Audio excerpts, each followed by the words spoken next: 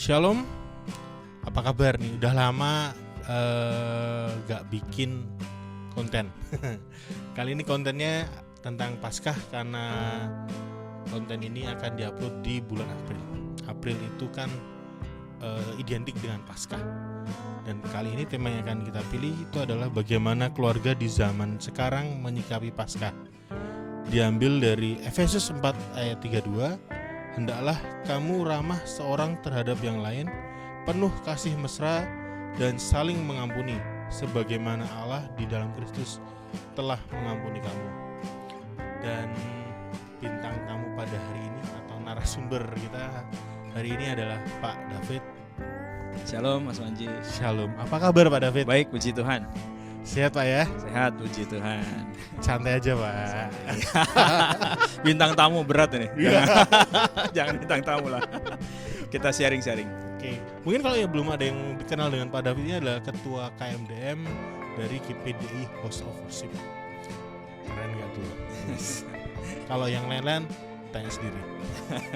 Baik Pak David, kita langsung tanya aja nih. Siap. Apa yang pertama kali Pak David ingat atau mengena nih ketika ada kata-kata Paskah?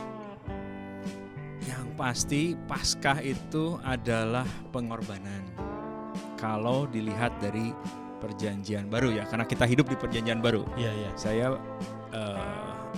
ada satu kata itu yang paling mendasar bagi saya adalah pengorbanan.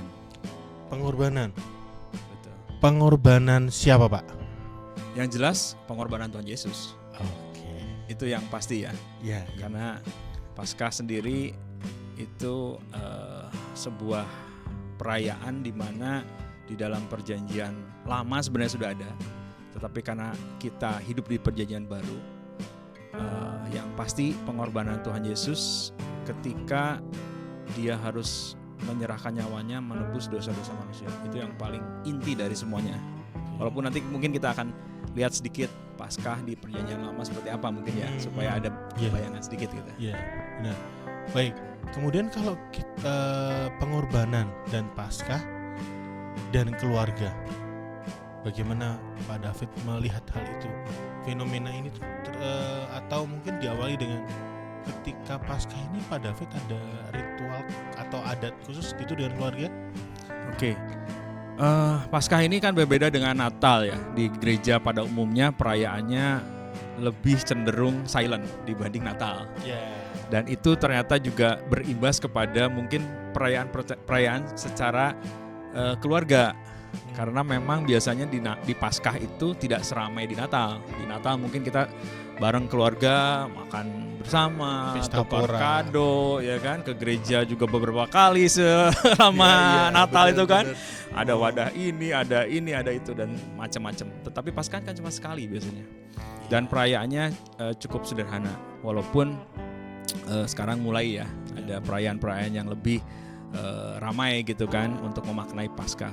Jadi kalau ditanya hubungannya dengan keluarga, yang jelas kita menekankan bahwa Paskah itu adalah inti daripada kekristenan seharusnya.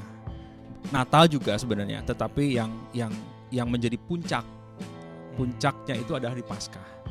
Paskah itu kan ini saya cuman mengutip ya dari beberapa sumber. Paskah itu kan Passover ya kalau bahasa Inggrisnya, melewati. Jadi melewati segala sesuatu. Artinya Tuhan Yesus melewati keilahiannya itu sudah dilampaui sampai mau turun ke dunia, melewati dosa dan maut sehingga kita juga dapat melewati itu semua. Jadi ini penting sekali. Jadi kalau saya di keluarga mungkin secara ritual nggak ada ya, memang betul. Paling cuma ke gereja udah gitu kan. Tapi sebisa mungkin kita tanamkan bahwa inilah arti kekristenan sebenarnya. Saya beruntung kemarin anak-anak minta nonton Last Supper, film bioskop. Itu luar biasa. Jadi artinya gini, terlepas dari teologi kekristenan yang dalam tanda kutip kebarat-baratannya, karena gimana pun itu adalah sebuah film, karya seni, produksi orang bule gitu kan ya. Mereka juga mungkin sedekat mungkin dengan kehidupan di Yahudi sana, di Israel waktu itu. Tetapi ada beberapa poin yang kita bisa ambil, bagaimana sebuah pengorbanan Tuhan Yesus yang selama ini mungkin kalau baca Alkitab, anak-anak sekarang jujur mungkin mereka akan tidak bisa membayangkan. Tetapi ketika menonton film itu, bayangannya terrealisasi dan saya bisa dengan mudahnya. Ini loh Tuhan Yesus dulu gini, ini waktu ini Tuhan Yesus, dia iya tahu. Nah, artinya berarti mereka mungkin sudah mendengar kita di sekolah minggu atau apa, tapi secara visual dilihat itu suatu pengalaman yang luar biasa. Jadi ya bersyukur ya zaman modern ada media-media itu gitu kan. Tapi yang jelas ya hubungan dengan keluarga ya yang pasti kita berusaha untuk membuat teladan dari Tuhan. Kita sebagai orang tua kepada anak memberi teladan juga bagaimana berkorban bagi keluarga, bagi saudara gitu mungkin ya. Salah satunya ya gitu. Wah, ini obrolannya udah langsung berat nih, Kak. Ini perasaan tadi udah pesan di awal tuh santai aja ya. Tapi ini ketika ngomong keluarga itu Pak David itu langsung serius. Terlihat begitu cintanya dia dengan keluarganya gitu. Baik, kemudian tentang ayat, kita kembali ke ayat tadi, Pak, bahwa Tuhan menyuruh kita untuk saling mengampuni. Ya, jelas pengorbanan itu adalah, menurut pandangan saya, pengorbanan yang Yesus lakukan itu adalah salah satu wujud cinta kasih dan pengampunan terhadap manusia. Seberapa penting sih kita harus mengampuni? Kenapa kita harus mengampuni? Yang jelas kalau kita lihat ke perjanjian lama ya, kenapa ada Paskah? Kenapa ada pengorbanan? Karena ada dosa. Ya. Dosa ini tidak bisa dihapus begitu saja, gitu kan? Sehingga di zaman Kejadian dulu Tuhan Allah langsung merancangkan sebuah proses di mana akan terjadi sebuah penebusan, dan itu tidak bisa dilakukan oleh manusia. Bahkan dia sendiri yang sudah bilang, ya kan, di Kejadian, karena saya kurang begitu hafal, tapi secara global bahwa Tuhan sudah merancangkan akan turun sendiri, akan meremukan si setan itu. Gitu kan. Dia sendiri, bukan siapa-siapa gitu kan. Artinya nggak lama kan ya dari penciptaan, saya nggak tahu ya kalau rentang waktunya, tapi berarti kan nggak lama lah dari penciptaan manusia sampai akhirnya jatuh dalam dosa, dan itu sudah dirancangkan langsung. Luar biasa nggak? Jadi artinya pengampunan Tuhan itu mungkin Tuhan bisa aja sih ya langsung ngampuni nih, yaudah kamu diampunin, udah selesai.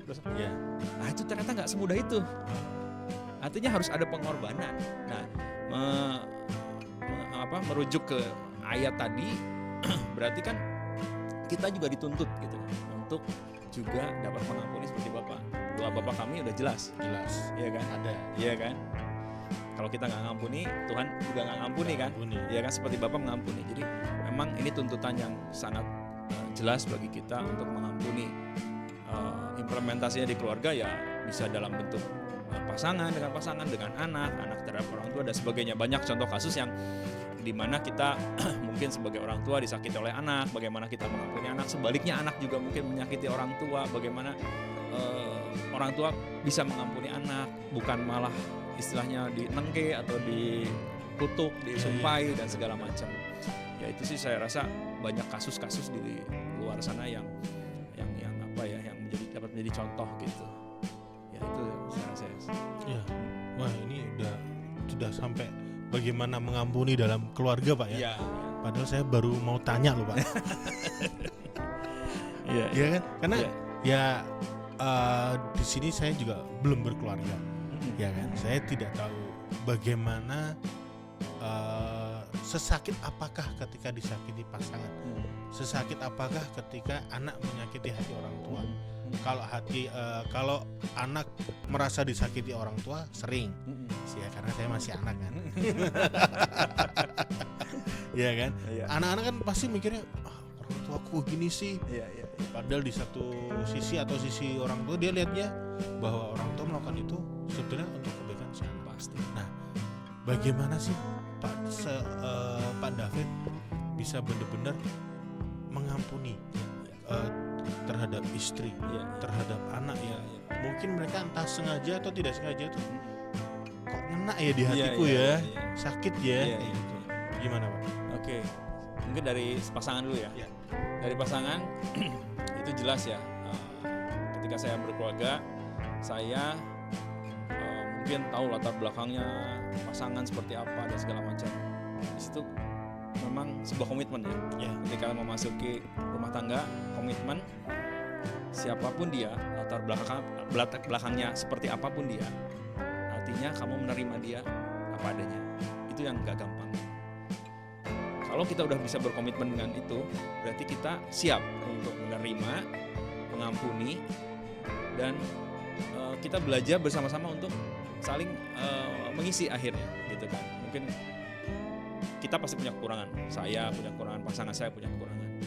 Tapi ketika kita berkomitmen untuk menerima kekurangan masing-masing, bahkan mungkin masa lalu yang kurang baik sekalipun, ketika itu sudah dibereskan sebelum kita memasuki rumah tangga, tidak ada alasan bagi kita nanti di tengah jalan, dulu kamu gini sih, gini. Nah, itu yang paling sering terjadi, mengungkit masa lalu, mengungkit hal-hal yang buruk ketika kita mungkin sedang bertengkar, sedang ada masalah. Nah, itu yang saya coba hindari lah. Walaupun mungkin akan teringat sesuatu yang buruk, pengennya nyerang gitu kan biasanya kan.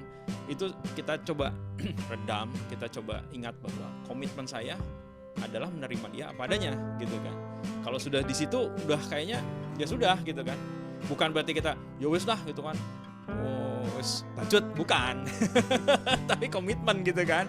Ini komitmen udah terlanjur gitu kan. Jangan juga, bukan alasan terlanjur kita, tetapi memang sudah komit gitu kan. Kalau sudah komit ya sudah, apapun kita harus terima gitu kan. Kalau kepada anak ya, biasanya sih yang lebih mengena ibu, karena ibu yang melahirkan. Oh iya benar. Kalau misalkan nih ada satu kasus istri saya gitu kan, anaknya bandel gini, terus mesti kadang ya keluar, kamu tuh dilahirkan aku gini. Itu ibu ya, saya memaklumi banget karena perjuangan ibu luar biasa. Ya, bapak nggak ngerasain. Ya bapak sih taunya cuma ngasih duit. Nih buat biaya belanja nih. Gitu. Ibu tuh paling lebih lebih mengena ya. Makanya di luar kan surga di telapak kaki ibu tuh ya maksudnya itu. Artinya penghormatan terhadap orang tua khususnya ibu itu harus lebih ekstra karena mereka merasakan getirnya, susahnya, perjuangannya luar biasa. Nah, kadang anak kan ya namanya anak ya, kita maklumin. Tapi kesel-keselnya sama anak, istri saya kadang suka, aduh pikir-pikir ya, kadang gini tapi ya gimana gitu kan. Itu nggak akan lama, akan cair lagi. Jadi nggak dipendem lah istilahnya. Walaupun memang saat itu marah-marah gitu kan, tapi paling nggak nyampe sehari juga udah lupa. Artinya memang di situ mungkin tidak secara ngomong langsung mengampuni, tapi dengan kita melayani anak lagi, artinya kita ya udah kadang melupakan gitu. Anak juga kadang gitu sih ya, sama sih ya sebenarnya. Jadi apalagi kalau kita bisa komunikasi langsung, kamu gini. Kalau anak-anak masih kecil sih lebih gampang ya. Anak udah besar yang agak lebih sulit memang, karena kadang langsung dibawa di hati, terbawa sampai agak lama. Nah, di situ harus dibereskan, jangan sampai mereka menyimpan akar pahit. Nah, itu yang bahaya kan. Kalau sudah akar pahit memang bahaya. Tapi ya balik lagi kita coba kasih teladan juga, seperti Tuhan kasih teladan, kita juga kasih teladan. Kalau papa, mama mengampuni kamu seperti ini, dia juga pasti mikir gitu kan. Oh iya, aku juga harus kayak dia, harus kayak mereka gitu. Saya rasa dari teladan sih yang paling efektif ya, kita memberi contoh kepada anak-anak, bukan dengan kata-kata. Iya, karena anak itu adalah peniru yang hebat ya. Betul sekali. Iya. Oke lah, mungkin orang tuanya baik banget, suka protes, tapi ketika anak protes atau bertengkar, mereka mengkritik orang tua, padahal di sisi yang lain mereka melakukan hal sama Iya, yang betul. orang tua lakukan. Apalagi sekarang. Anak sekarang kritis banget. Kritisnya luar biasa. Iya. Anak saya yang umur 11 tahun, 10 tahun, kelas 5 itu ya gitu. Jadi kalau kita salah, siap-siap untuk dikritik, siap-siap. Loh, papa juga gini. Loh, papa juga gini. Nah, itu udah kita nggak bisa apa-apa udah. Kita nggak bisa ngelak. Dan bapak terima-terima aja gitu. Iya, mau nggak mau. Kalau kita salah ya udah. Walaupun kadang kita juga ngeyel. Lu kan papa udah gede, udah dewasa. Itu nggak bisa. Sekarang nggak bisa.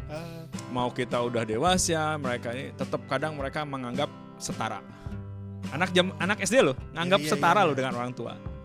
Gitu. Itu sekarang saya merasa dulu kita sebagai anak zaman dulu ya, zaman papa udah bentak, udah melotot aja kita udah takutan. Nah sekarang enggak, kita dianggap setara. Tapi saya seneng ya, artinya gini, kalau kita nggak menganggap dia setara, seperti sahabat, seperti teman gitu, akan terjadi gap. Akan terjadi gap. Justru ya saya berusaha untuk juga menjadi teman bagi mereka, jadi bercanda apa segala macam. Kebetulan saya juga dulu sama papa saya nggak terlalu apa ya, hormat yang harus nunduk, harus enggak. Saya santai, rangkulan apa bercanda gitu. Jadi ke anak jadi juga seperti itu gitu. Terbawa Pak. Terbawa. Wah, gila, keren banget. Ini aku mau bilang apa ya? Udah bagus ini. Ini penjelasan. Ya kita belajar lah. Ya. Penjelasan tentang pengorbanan, pengampunan, terus mengampuni dalam hal keluarga. Padahal aku akuin sih pasti sumber kepahitan paling dalam itu pasti dari keluarga lagi Pak ya. Dan bagaimana kita mengampuni itu tadi. Oke, kita kembali lagi deh ke tema Paskah. Yang soal keluarga tadi udah terlalu keren tadi. Oke, kita kembali ke tema Paskah tadi. Tadi kan Pak David menyinggung tentang film The Last Supper.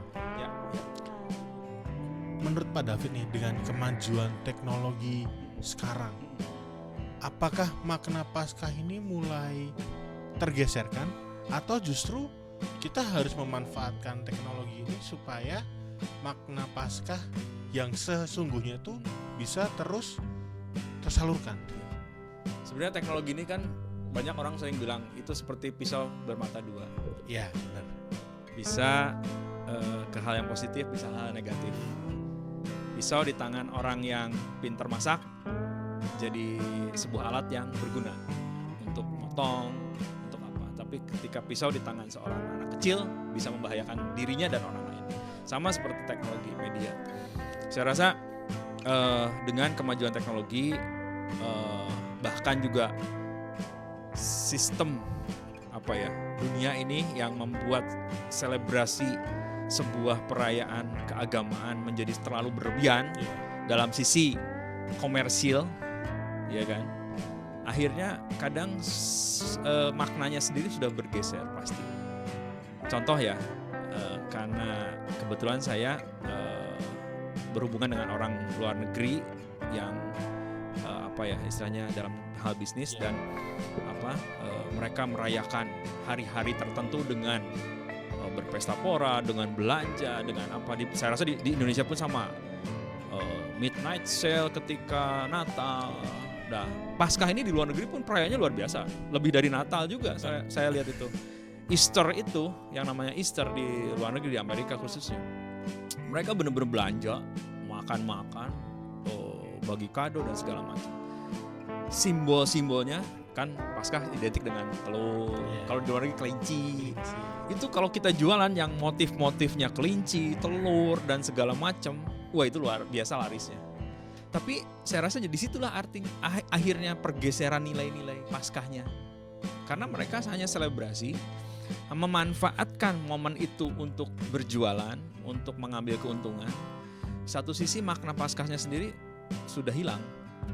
Mungkin Mas Panji sering lihat di TikTok atau di Instagram, banyak orang-orang bule khususnya gitu, kalau ditanya siapa Yesus bagimu atau kamu percaya Yesus nggak, hampir 90% mereka sudah bahkan nggak tahu gitu kan. Sudah banyak yang ateis, yang agnostik dan segala macam. Nah, ditambah dengan kemajuan teknologi yang seperti ini juga akhirnya komersilnya itu sangat kental gitu kan. Tapi satu sisi kan juga Instagram, TikTok misalkan atau YouTube di situ juga menyajikan ya seperti film tadi juga menyajikan hal-hal yang dulu mungkin secara teks itu kita bisa baca, tapi sekarang secara visual. Ya kan? Itu juga bisa membantu gitu kan. Secara visual orang lebih mudah menangkap pasti. Orang sekarang lebih gampang mengerti sesuatu dengan visual, dengan lihat atau dengan film atau apa. Beda dengan zaman dulu gitu kan yang semua baca gitu kan. Sudah bosan mereka. Nah, jadi media ini pun bisa dipakai sebenarnya. Salah satunya yaitu dengan film atau dengan podcast seperti ini mungkin kita bicara tentang makna Paskah atau memperlihatkan kepada anak-anak kita ini loh makna Paskah dengan istilahnya dengan tayangan-tayangan, dengan film atau dengan animasi mungkin ya, saya nggak tahu lah ya. Banyak sekali lah ya yang bisa dipakai media-media seperti bahkan quote-quote dari pendeta-pendeta yang kita bisa baca gitu kan. Dengan kemajuan teknologi ini kita bisa menerima informasi. Saya sedang tertarik dengan podcast Ibu Rita siapa saya lupa, Dr. Rita siapa yang beliau yang dia pendeta dan mengenakan kerudung kepala. Betul. Beliau mempelajari Alkitab secara bahasa asli dan itu luar biasa. Jadi di situ saya belajar banyak secara teks aslinya itu ternyata ini artinya. Bahkan saya mencatat beberapa kejadian. Ini berhubungan dengan Paskah soalnya. Ini saya kutip ya, nubuat dan penggenapan peristiwa Paskah itu sendiri. Jadi misalkan ketika Tuhan Yesus ketika Paskah itu zaman dulu di Perjanjian Lama adalah memperingati keluarnya bangsa Israel dari Mesir, perbudakan di Mesir, iya kan? Iya. Dengan tulah yang terakhir adalah anak sulung mati. Barang siapa yang mengoleskan darah di ambang pintu, dia akan selamat. Nah itu sebenarnya penggambaran bahwa darah itu yang akan menyelamatkan. Oh, saya mulai mengerti. Darahnya Tuhan Yesus ini loh yang menyelamatkan. Kamu nggak akan mati. Kan mati itu kan karena dosa ya. Iya. Maut, upah dosa adalah maut, udah pasti. Nah, anggaplah itu kematian yang secara fisik ya. Kamu nggak mati nih kalau kamu oleskan darah ini. Tuhan Yesus sama sebenarnya. Ketika darah Tuhan Yesus dicurahkan, kamu tidak akan mati. Bukan mati secara fisik saja, tapi secara hidup kekal. Kamu tidak akan masuk ke dalam maut dan maut tidak akan menguasai kamu. Itu salah satu contoh. Oh, ternyata dulu penggambaran itu tuh digenapi di zaman Tuhan Yesus tuh. Nah, di teksnya tuh ada semua yang rinci, yang gamblang gitu kan. Dan itu benar-benar secara harfiah. Nah, mungkin nanti Mas Panji bisa nonton podcastnya. Saya senang banget. Kebetulan kemarin sering FYP, Pak. Iya, benar. Tapi saya terus akhirnya ya karena tertarik itu terus akhirnya saya nonton ininya dia, terus kebetulan kemarin sama Good News itu di programnya Good News-nya itu bagus, keren banget. Jadi saya luar biasa, ternyata Tuhan itu nggak sembarangan loh. Kenapa pakai kiasan ini? Kenapa ini harus gini? Wah, saya kalau bicara nanti panjang lebar pasti kenapa harus Maria, kenapa bukan Yusuf dan segala macam. Wah, itu luar biasa. Di situ kita saling menjadi diteguhkan kembali bahwa apa yang difirmankan di Perjanjian Baru, kalau nggak salah Rasul Paulus, apa yang ada di Perjanjian Lama itu kiasan dan sekarang sudah nyata di Perjanjian Baru. Ya itu benar, itu benar-benar yang bukan cocok logi ya kalau saya lihat. Tapi memang benar Tuhan sudah merancangkan luar biasa segala sesuatu sampai akhirnya digenapi. Puncaknya adalah di peristiwa Tuhan Yesus harus mati di atas kayu salib, bangkit pada hari ketiga. Itu udah benar-benar semua merujuk kepada satu peristiwa itu ternyata saya lihat. Karena saya belajar, bukan belajar ya lihat itu ya, lihat YouTube. Jadi artinya kita bisa memanfaatkan itu. Hal-hal yang mungkin harus masuk STT nih kalau pengen gitu. Ya nggak perlu kan sekarang. Kan satu waktu mungkin kita kalau masuk STT biaya, iya kan? Nah, jadi hal-hal ini yang bisa kita manfaatkan. Jadi jangan cuma nonton podcastnya yang cuman apa itu yang komedi-komedi atau yang itu yang mungkin buat hiburan lah. Tapi yang hal-hal yang penting, yang istilahnya kita memang pengen tahu, ya memang kita perlu saring juga ya, perlu filter juga lah, karena belum tentu semua itu alkitabiah kadang gitu kan. Kadang kita terlalu terbawa oleh euforia atau sisi kemanusiaan si orang tertentu karena dia jadi tersohor, dia banyak pengikutnya, kita akhirnya merasa dia paling benar. Ya kita juga harus hati-hati dan bijaksana. Balik lagi semua ke Alkitab.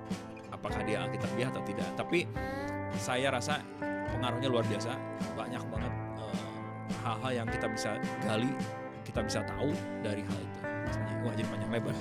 Enggak, tapi cukup keren. Menurut saya cukup keren dalam artian gini, Pak.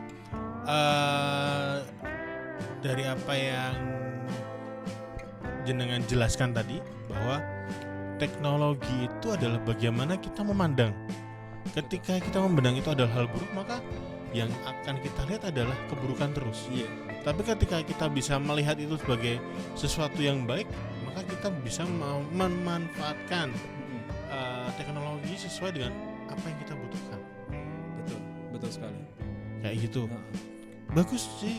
Ya sesuai dengan tadi Pak David bilang bahwa teknologi adalah pedang bermata dua. Iya.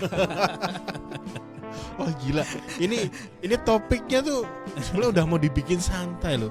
Tapi apa yang Bapak jelaskan itu berat semua, Pak. Enggak lah. Ya menyambung tadi sebetulnya ada sih akun yang baru-baru aja saya ikuti juga, bahwa dia menjelaskan bahwa semua yang di Alkitab itu, bahwa sampai Yesus disalib itu ternyata tuh sudah ada planningnya. Dalam artian seperti contohnya kalimat pada mulanya di Kejadian. Iya. Ternyata itu ketika ditelusur pakai bahasa asli, pakai huruf asli, ternyata endingnya adalah Yesus menang dari kematian. Iya.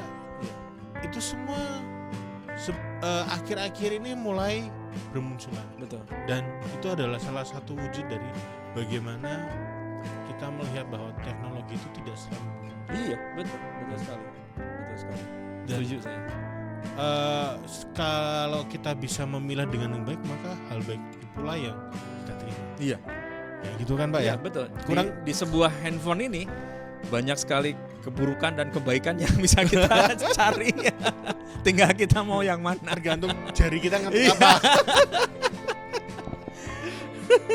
Oke, wah ini tadi tuh Bapak tuh udah menjelaskan banyak banget, bahkan termasuk tentang ritual di luar, bahwa Paskah sekarang itu cuma sebatas kayak ya udah makan malam bersama kelar, apa yang dilihat bagus ya udah selesai. Betul. Tapi refleksinya di luar sudah kurang. Betul. Bahkan dengan selebrasinya bisa sampai jadi mabuk-mabukan, malah jadi lah gimana ini.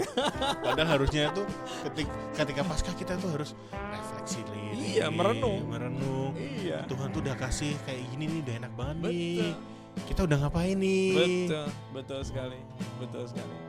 Jadi kan Paskah ini mengingatkan kita bahwa kita itu nggak ada apa-apanya. Kita itu manusia yang harusnya udah dimasukkan ke dalam neraka yang tidak ada habis-habisnya, karena setiap saat kita selalu berdosa, menyakiti hati Tuhan. Kayaknya udah nggak layak banget gitu kan.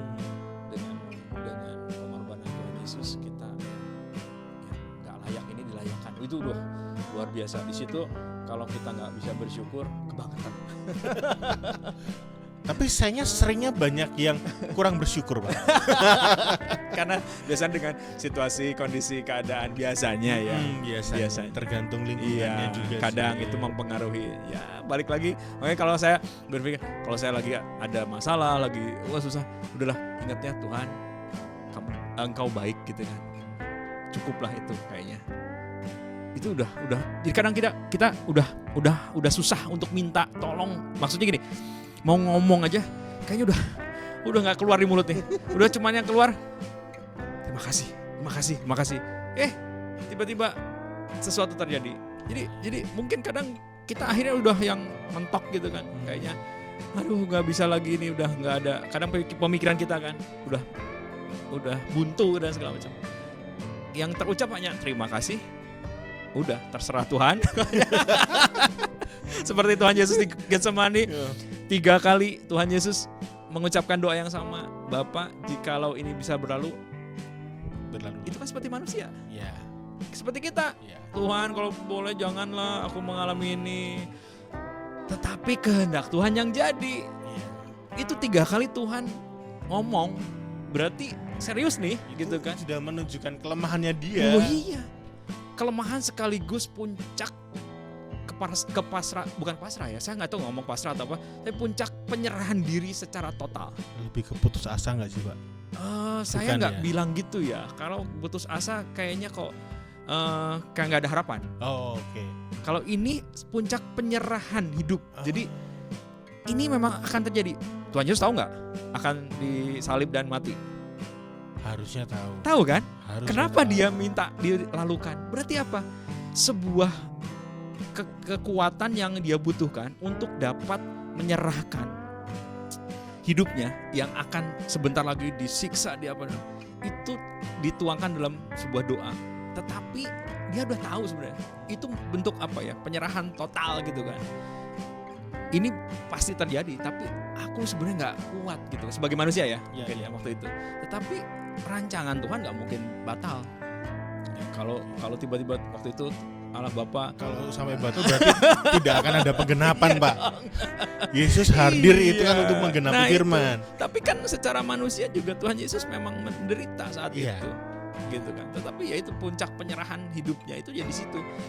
Jadi kalau kita bicara nanti Bapak Pendeta mungkin ya yang bisa menjelaskan secara rinci. Kalau saya ya hanya ini kan. Tapi ya itulah di situ kita belajar untuk Tuhan baik banget gitu kan, sampai segitunya gitu loh. Kita yang belum seberapanya ke nginjek paku aja udah kayak mau. Gak usah keinjek paku Pak, kesenggol orang di pasar juga pasti udah gitu kan Pak. Nah itu dia. Jadi artinya keteladanan ketika Tuhan Yesus dihina, dicaci maki, diapain itu luar biasa. Jadi kita nggak ada seberapanya lah. Kalau ngingat-ngingat ke sana, ya tapi ngingatnya kadang cuma pas Paskah doang. Jangan sama cuma pas Paskah kita baru ingat. Enggak sih Pak. Kalau saya ingatnya biasanya ketika sudah akhir bulan. Kalau udah akhir pas perjamuan kudus doang ingatnya gitu kan. Kalau pas akhir bulan itu lagi aku punya Tuhan yang besar. Nah itu udah itu benar-benar menguatkan. Akhir bulan itu benar-benar yang iya. Sungguh menguatkan iman bahwa Tuhanku tuh besar. Oke. Ya ini intermezzo lah ya. Intermezzo gitu. Baik. Oke, mungkin ini adalah pertanyaan terakhir Pak. Oke. Kita sudah tadi. Tadinya mau serius ternyata santai banget. Baik. Apa ya? Pesan Bapak terhadap mungkin keluarga muda atau anak-anak muda atau dewasa muda, siapapun nanti akan menonton video ini. Ya. Pesan Bapak tentang pemaknaan Paskah itu bagaimana sih supaya kita bisa menyikapi Paskah dengan baik dan benar. Oke, jadi mungkin sebagai sebuah rangkuman juga dari apa yang telah kita tadi bicarakan, kalau bicara dikaitkan dengan keluarga, dengan pasangan, dengan anak, yang jelas berarti seperti kata awal yang saya tadi bilang, Paskah identik dengan pengorbanan. Di situ kita juga belajar untuk bisa berkorban, dalam artian korban bisa korban perasaan, bisa korban harta, bisa korban tenaga dan segala macam. Yang jelas korban itu sebenarnya harus untuk Tuhan ya. Tetapi kita juga kan tahu bahwa hukum itu ada dua, kasihlah Tuhan Allahmu dan kasihlah manusia, sesama manusia. Jadi artinya di situ kita berkorban untuk Tuhan, tapi kita juga harus bisa berkorban untuk sesama kita. Mungkin dengan pasangan kita, menerima pasangan kita apa adanya, komitmen dengan apa yang sudah kita ambil langkah ketika kita masuk dalam pernikahan. Mungkin kemudian dengan anak, kita juga jelas lah, kalau saya rasa orang tua berkorban untuk anak tuh kayaknya lebih mudah ya, mungkin ya. Saya rasa itu lebih mudah gitu kan. Tapi kadang anak mungkin keluar duit untuk orang tuanya juga agak sulit nih anak. Gitu kan. Pak, mana ayo kembalian nih. Pak, ayo diganti uangnya. Ya oke. Orang tua enggak apa-apa gitu. Jadi saya ya mungkin sedikit ada ya. Anak saya, "Pak, apa enggak mahal Pak bayar sekolah sekian?" Loh, berapapun buat kamu, orang tua itu nggak akan hitung-hitungan. Nggak mungkin terus nanti setelah lulus, kamu udah ngeluarin gini-gini nih, balikin. Enggak, saya bilang gitu. Itu salah satu bentuk contoh kita juga kepada anak kita. Mungkin dia nanti ke anaknya juga dia akan berbuat seperti itu. Tetapi paling tidak kita menunjukkan bahwa pengorbanan kita itu untuk kebaikan dia gitu kan. Jadi untuk memaknai Paskah, saya rasa yang terpenting tanamkan pengertian bahwa Paskah ini adalah wujud pengorbanan Tuhan Yesus untuk kita menyelamatkan. Itu inti kekristenan. Nanti setelah itu implementasinya secara sehari-hari seperti apa bisa dijelaskan. Saya rasa kita semua juga udah tahu lah bagaimana caranya mengimplementasikan itu. Kita sudah diajarkan di gereja, diajarkan oleh mungkin di guru-guru sekolah minggu dan segala macam. Tapi makna Paskah itu sendiri jangan sampai tergeser dengan hal-hal yang sifatnya selebrasi, yang sifatnya hanya komersil gitu kan ya. Itu yang terpenting. Jadi makna bahwa Tuhan Yesus itu adalah siapa, dia datang untuk apa, untuk menggenapi apa, itu yang harus ditanamkan dari sejak dini. Karena kalau itu udah tertanam, ya mereka gampang nanti ketika menerima informasi dari luar, oh ini nggak benar, yang benar ini menurut Alkitab ini, kalau ini nggak benar. Itu saya rasa yang penting ya. Mungkin itu Mas Panji ya dari saya. Oke, terima kasih banyak Pak David untuk Mas waktunya. Panji. Oke, sekianlah podcast pada konten kali ini. Kiranya dapat memberkati kalian semua yang sudah menonton. Demikian saya tutup. Shalom, dadah.